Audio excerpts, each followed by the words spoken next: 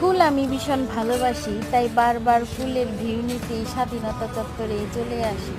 ফুল প্রেমিক আছেন যারা, মানিকগঞ্জ স্বাধীনতা চত্বরে চলে আসবেন তারা।